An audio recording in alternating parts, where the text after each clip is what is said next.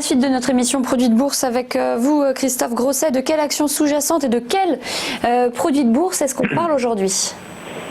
Mais surtout de quel indice, nous l'avons dit, 60% des échanges l'ont été sur les indices. C'est là le paradoxe auquel on assiste depuis quelques séances, c'est-à-dire une volatilité qui s'est écroulée, et d'un autre côté des investisseurs qui vont choisir principalement des indices ou des actions qui voulaient des résultats. Donc des indices, lorsqu'on voit la proportion d'indices croître dans les échanges, c'est normalement assez d'une incertitude un peu plus forte de la part des investisseurs, mais là, avec la volatilité à un niveau aussi bas, on peut estimer que ce n'est pas vraiment le cas. Alors, qu'est-ce qu'ont privilégié nos investisseurs lorsqu'ils l'ont fait par le biais de Turbo, qui, on l'a rappelé, ont représenté 60% des échanges, donc il y a un tel principal produit sélectionné, on retrouve naturellement notre CAC 40 qui atteint quand même 43% des échanges. Donc là, on se rappelle, il y a encore quelques semaines, c'était à 30-33%. Donc on voit des investisseurs qui retournent vraiment sur les solutions qu'ils connaissent.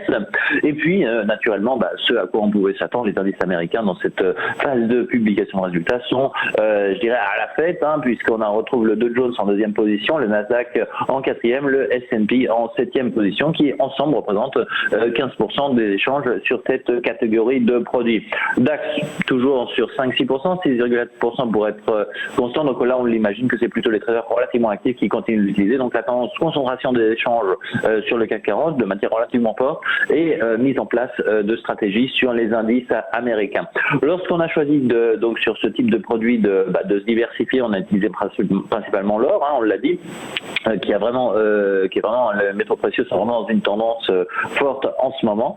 Et puis les actions top, où on va retrouver Total et Kering, et naturellement depuis deux séances, on retrouve de nouveau l'automobile qui tient le haut du pavé avec Renault et Peugeot qui ont été bien échangés sur des stratégies de relativement court terme. Si on s'intéresse donc à ce qu'ont fait les investisseurs pour se positionner sur des mouvements de marché, c'est-à-dire lorsqu'ils ont utilisé principalement des varants, nous retrouvons dans notre top 10, c'est peut-être là ce qui est intéressant et ce qui a peut-être marqué l'actualité des dernières semaines, on retrouve les bancaires qui donc avec les changements à la BCE peuvent revenir dans notre top 10 pour les investisseurs, avec notamment Crédit Agricole, Société Générale et BNP.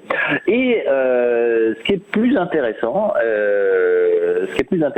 on a retrouvé une valeur qui est une des préférées en fait, mais par période des investisseurs en produits de bourse, Ingenico, qui se retrouve de nouveau dans notre top 10. Et naturellement, on le rappelle, on l'a dit, l'automobile qui est en train de remonter très fort. On avait des actions qui étaient reparties, qui étaient un peu moins suivies, mais depuis les annonces possible rapprochement entre PSA et FCA, les investisseurs sont en train de se positionner sur l'évolution de ces titres.